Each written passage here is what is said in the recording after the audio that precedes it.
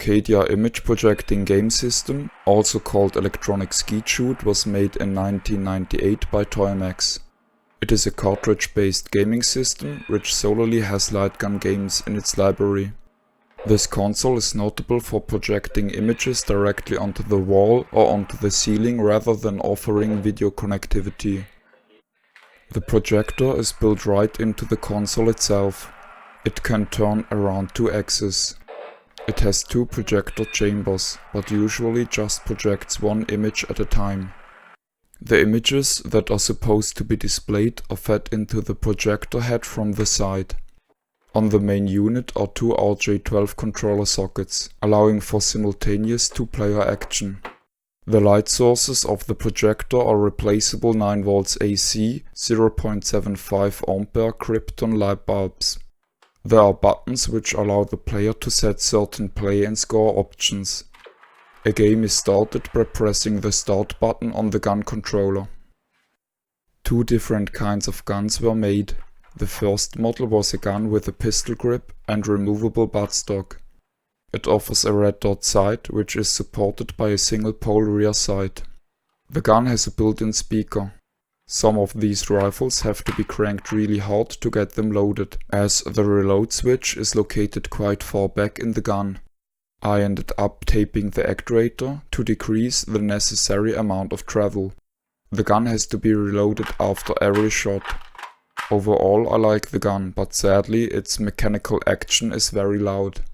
Because of this, I mostly played with the second kind of light gun which was released in 1999. It is called the radar pistol. It has a 9-shot capacity and is reloaded by shaking it downwards. Doing so will cause a metal ball to roll down an L-shaped path and connecting 2 pins at its end. The gun has no sights, but the player has the option to turn on a laser pointer, an audio aiming feedback or a combination thereof. The hit detection works on both guns the same way. The targets flash with a frequency between 30 and 40 Hz.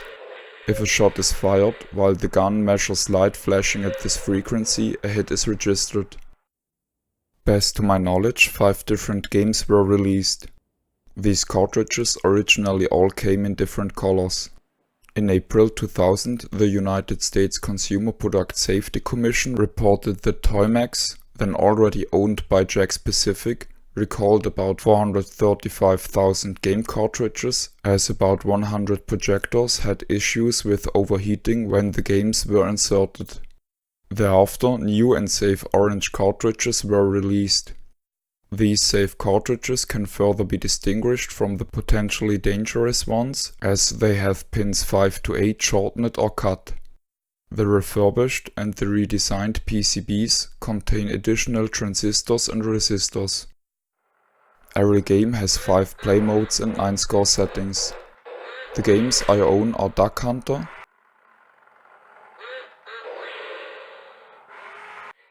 Deer Hunter, which is licensed from the popular computer game series,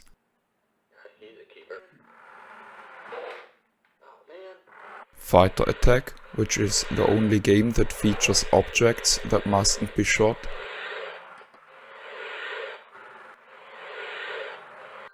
Meteor Attack,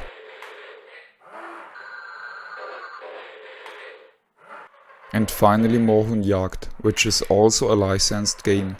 I previously reviewed a Moorhuhn game in episode 31.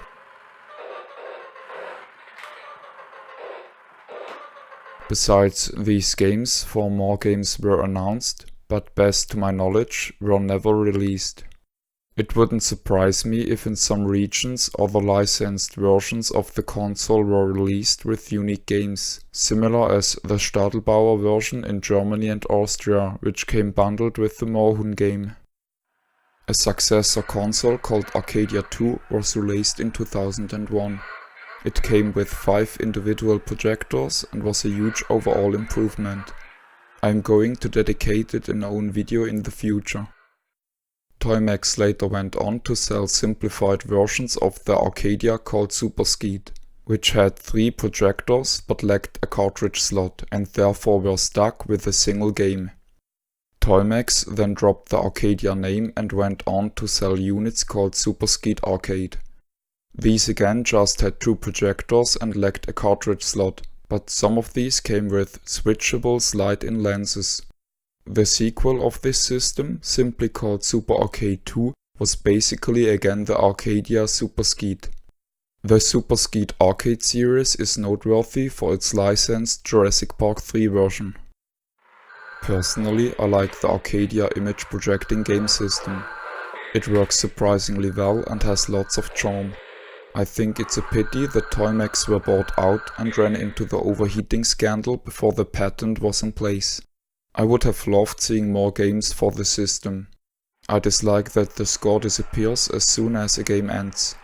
It makes tracking the own score very difficult. Furthermore, I want to point out that there are some differences amongst the individual models. For example, the Moorhuhn version of the console is very loud compared to the Deer Hunter version.